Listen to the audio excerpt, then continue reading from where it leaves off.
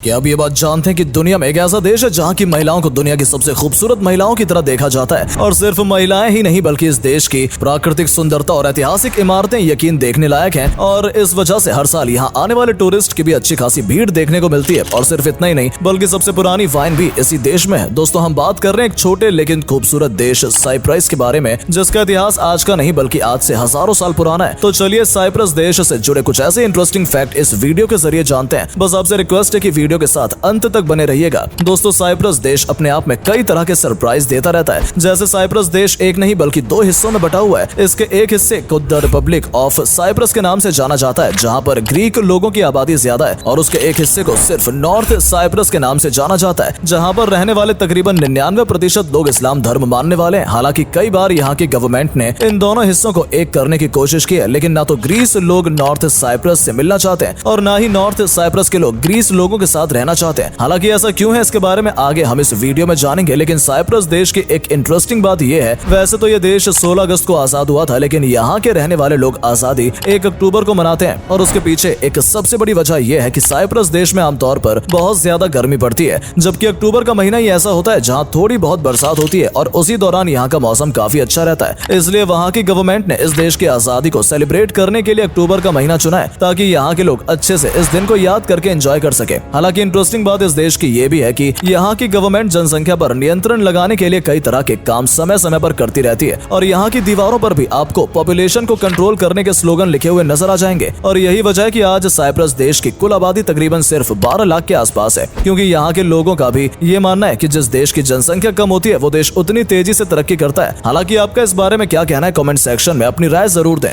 आपको बता दें कि इस देश की ऑफिशियल लैंग्वेज तुर्किश और ग्रीस को माना जाता है, लेकिन इसके अलावा यहाँ आपको इंग्लिश भाषा का इस्तेमाल करने वाले लोगों की संख्या भी काफी अच्छी खासी देखने को मिल जाएगी। इसके अलावा साइप्रस देश के अंदर एक विशिंग ट्री है, जहां पर लोग कपड़े या धागे बांधकर अपने लिए प्रार्थना करते हैं। और उनका ये मानना है कि इस पेड़ के आगे जो भी दुआ मांगी जाती है वो सभी पूरी हो जाती है। और अगर आप वाइन पीने के शौकीन है तो आपने कमांड्रियन वाइन का नाम तो सुना होगा, जो दुनिया भर में बहुत ज्यादा फेमस है। दरअसल ये वाइन साइप्रस देश में ही बनाई जाती है और इस वाइन को दुनिया की सबसे पुरानी वाइन भी माना जाता है। चलिए बात करते हैं साइप्रस देश के इतिहास के बारे में, जो कि काफी इंटरेस्टिंग है। दरअसल साइप्रस एक ऐसा देश है जहाँ पर हमेशा से ताकतवर लोगों ने अपना कब्जा जमाने की कोशिश की है। सिकंदर को तो आप सभी जानते होंगे और आपने किताबों में भी उनके बारे में पढ़ा होगा। दरअसल सिकंदर ने सन 330 ईस्वी पूर्व में साइप्रस देश पर हमला किया था और इस देश पर अपनी हुकूमत का ऐलान कर दिया था। और जब सिकंदर ने इस देश में कई साल गुजारे, उसके बाद अरब के लोगों ने इस देश पर कब्जा किया और उसके बाद कई साल तक अरब की हुकूमत साइप्रस देश पर ऐसे ही चलती रही। और सिर्फ इतना ही नहीं बल्कि इसके बाद तुर्की, ब्रिटेन और इंग्लैंड जैसे देशों ने इस देश पर हुकूमत